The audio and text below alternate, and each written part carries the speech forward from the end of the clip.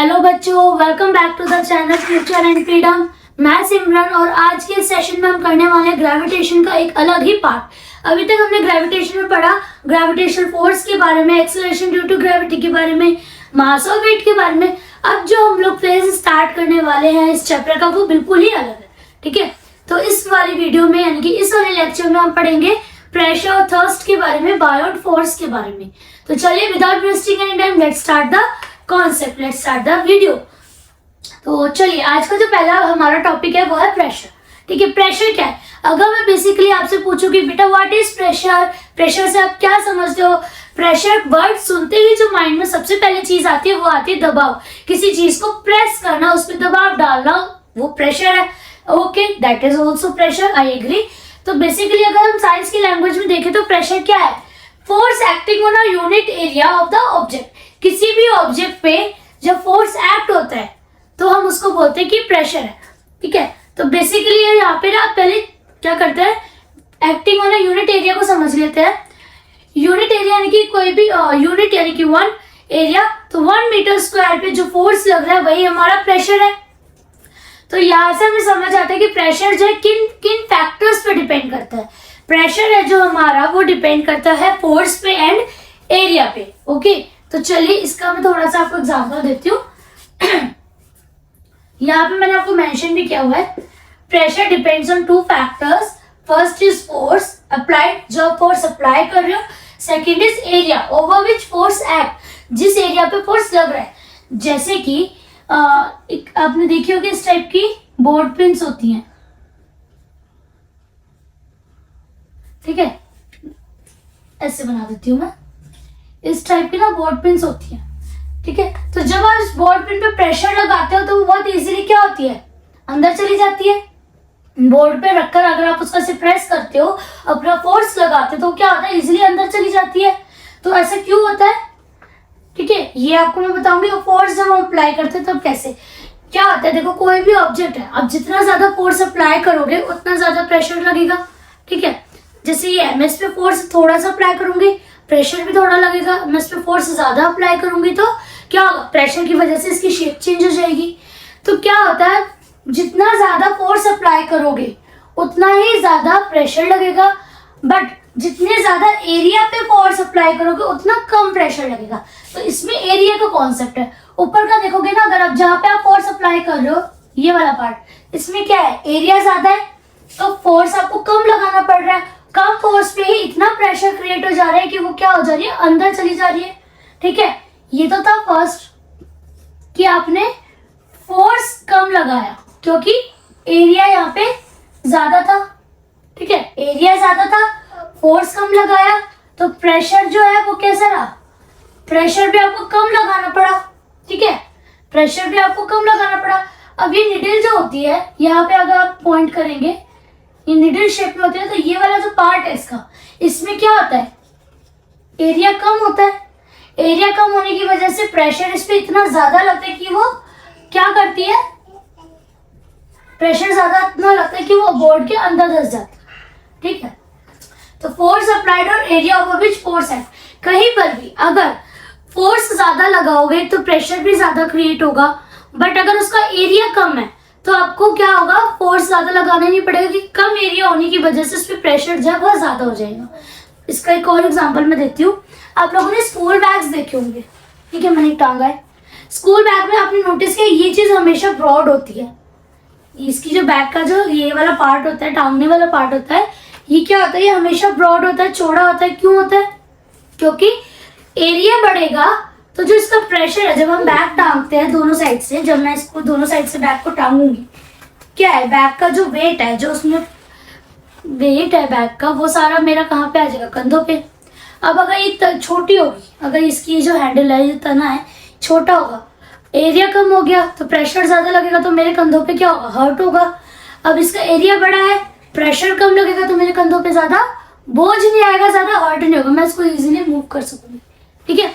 तो जैसे हमारे बैग की स्ट्रैप होती है, इसलिए उनका जो एरिया है वो इतना ज्यादा रखा जाता है ताकि प्रेशर कम लगे। क्लियर है? इसके अलावा आप एक और चीज अपने किचन में देखोगे कि जो चक्कू होता है, चक्कू की शेप कैसी होती है, ऐसी, ठीक है। क्यों? क्योंकि देखो इसका भी क्या है, एरिया कम है, एरिया कम है तो प्रेशर ज्यादा लगता है, ठीक है। जब भी आप किसी भी सब्जी को या किसी फ्रूट को काटोगे तो क्या है, इसका एरिया कम है तो प्रेशर ज्यादा लगता है, क्लियर। तो इसीलिए क्या होता है, वो इजी हो जाता है उस चीज को काटना। तो बेसिकली प्रेशर का जो फॉर्मूला है वो होता है फोर्स पर यूनिट एरिया। यहाँ पे भी हमने पढ़ा था force acting on a unit area of the object is pressure. तो प्रेशर क्या आ गया, फोर्स अपॉन एरिया, ठीक है। तो यहाँ से मैंने आपको ये दो एग्जांपल दिए, एग्जांपल 1 एग्जांपल 2, कि अगर ऊपर से आप फोर्स ज्यादा लगा रहे हो तो प्रेशर भी ज्यादा है, इसलिए वो बोर्ड पिन क्या है, इजीली बोर्ड के अंदर जा पा रही है। और एरिया अगर कम होगा, इसका एरिया कम है तो मेरे को प्रेशर इतना ज्यादा है कि वो बोर्ड के अंदर जा पा रही है। तो मैंने आपको इसको यहाँ से भी समझा दिया और यहाँ से भी समझा दिया, पूरी बॉडी का टॉप और बॉटम दोनों पार्ट से समझा दिया कि क्यों होता है। अब आप देखोगे ये तो पतले होते हैं, लेकिन जहां से आप प्रेशर लगाते हो ये हैंडल्स मोटर होते हैं। तो क्या होता है कि जब फोर्स ज्यादा लगाओगे तो प्रेशर बढ़ता है, तब भी केस में क्या है कि जो आपका फ्रूट है वो बीच में से आधा हो जाता है या मतलब कट जाता है, जो भी आपका फ्रूट वेजिटेबल जो भी आप काटना चाह रहे हो। और एरिया के केस में भी यही है कि नीचे से इसका एरिया इतना कम होता है, तो आप जितना फोर्स लगाते हो उसके कंपैरिजन में जो प्रेशर है वो ज्यादा क्रिएट होता है। जैसे हमने फोर्स लगाया, एरिया कम है, तो एरिया कम होने की वजह से प्रेशर ज्यादा क्रिएट होगा, तो भी क्या होगा, चाकू जो है इजीली किसी भी फ्रूट या वेजिटेबल को काट पाएगा। तो ये था मेरा प्रेशर। प्रेशर में अब हमें एक और चीज यहाँ पे पढ़नी है विच इज थर्स्ट। थर्स्ट क्या है, तो देखिए thrust is a force acting on a body perpendicularly.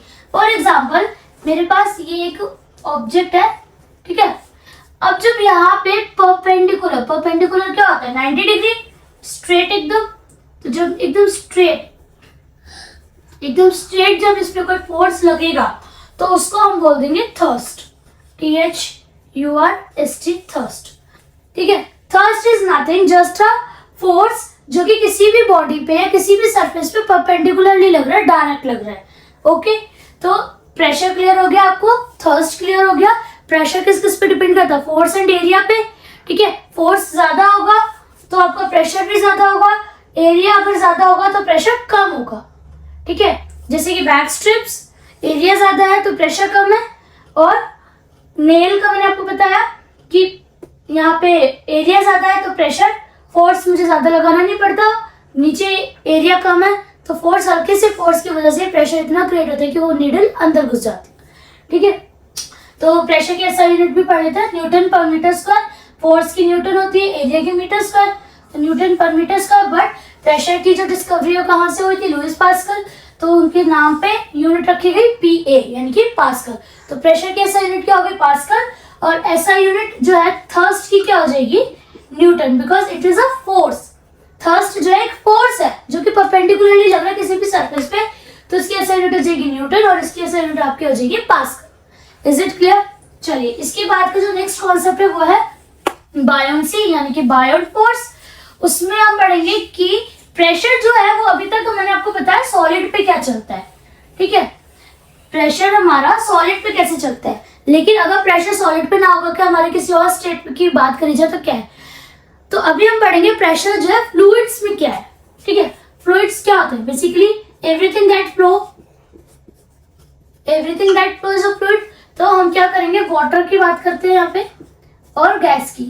तो इन दोनों के केस में क्या है, अगर आप किसी भी सॉलिड ऑब्जेक्ट की बात करोगे तो प्रेशर हमेशा डाउनवर्ड डायरेक्शन में लगेगा, ठीक है। मैं यहाँ पे लिखा था, मैं बताना भूल गई कि जो वेट होता है हमारा वो हमेशा कौन सा फोर्स जो है वेट का वो कहाँ जाता है, हमेशा डाउनवर्ड डायरेक्शन में। बट जो फ्लूइड्स की बात आती है तो आपका जो प्रेशर है वो सभी डायरेक्शन में लगता है, even in the upward direction.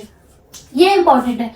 Water gas दोनों के केस में जो प्रेशर है वो आपका अपवर्ड डायरेक्शन में भी लगता है। अब आप कहोगे कि मैम अपवर्ड डायरेक्शन यानी कि ऊपर की तरफ कैसे लगेगा, तो ग्रेविटी के अगेंस्ट जा रहे हैं ना, ग्रेविटी के अगेंस्ट नहीं जा रहे, ठीक है। तो इसमें बहुत ही इंटरेस्टिंग फैक्ट है जो हम लोग अपनी डेली लाइफ में देखते हैं। वो क्या है, देखो ये बकेट है, ठीक है। इस बकेट में मैंने भर लिया पानी, आई हैव वाटर, इसमें मैंने भर लिया है पानी। अब अगर इस पानी में मैं कोई भी एक फॉर एग्जाम्पल मैंने क्रॉक डाली, ठीक है, तो आप लोग नोटिस करोगे जब आप पानी में किसी मग्गे को डालते हो, किसी कॉक को डालते हो, तो क्या होता है, वो जैसे आप नीचे डालोगे, जैसे आप इसको नीचे डालोगे, पानी इसको ऊपर की तरफ धक्का देगा। यस, आप इस किसी भी ऑब्जेक्ट तो नहीं कहूंगे, कॉक ले लिया मैंने अभी, या फिर आप पानी में मग्गा भी ले सकते हो ना प्लास्टिक का, जिससे आप नहाते हो, तो वो डालो, जैसे नीचे दबाओगे वो क्या करेगा, ऊपर को छिलके आएगा, ऊपर को चढ़ कर आएगा। तो क्या है, ये सब क्यों हो रहा है, हर चीज तो नीचे गिरती है। मैं इस डस्टर को गिरा दूंगी, नीचे जाएगा, मार्कर छोड़ूंगी, नीचे जाएगा, बट जब मैंने पानी के अंदर उसको नीचे छोड़ा तो वो नीचे न जाके ऊपर क्यों आ रहा है, ये कौन सी साइंस है। अब क्या हो गया, ग्रेविटी को यहाँ क्यों नहीं लग रही, ग्रेविटी यहाँ क्यों नहीं नीचे जा रही चीजें, ठीक है। तो इसमें दो चीजें हैं। पहला कॉन्सेप्ट मैं आपको क्लियर कर दूं कि पानी के अंदर जो वेट है वो चेंज होता है। अभी अगर मेरा वेट 62 kg है, तो जब मैं पानी के अंदर जाऊंगा ना, तो मेरा वेट कुछ और होगा। इसके लिए हमने एक शॉर्ट प्रिपेयर किया हुआ है, सून आपको वो चैनल पे मिल जाएगा, आप उसमें देख सकते हैं। और शॉर्ट में हमने क्या किया, मैं थोड़ा सा आपको यहाँ पे बता देती हूँ कि हमने बकेट में पानी भरा है और एक वेट लिया है। जो बाहर हमने वेट मेजर किया है वो कुछ और है, जैसे जैसे उस वेट को पानी में डालते जाएंगे तो उसका जो मेजरमेंट है वो चेंज होता जाएगा, ठीक है, वो डिक्रीज होगा, क्योंकि पानी में जाने पे वेट क्या है, डिक्रीज हो रहा है। अब वेट क्या था, याद करिए, mass into small g, acceleration due to gravity. तो मास तो कांस्टेंट है सबका, तो चेंजेस कहाँ आ रहा है, जी में, तो इसीलिए उसका वेट क्या हो रहा है, चेंज हो रहा है। तो चलिए इसके बाद दोबारा से अपने कॉन्सेप्ट पर आते हैं। शॉर्ट को जरूर देखिएगा, लाइक करिएगा।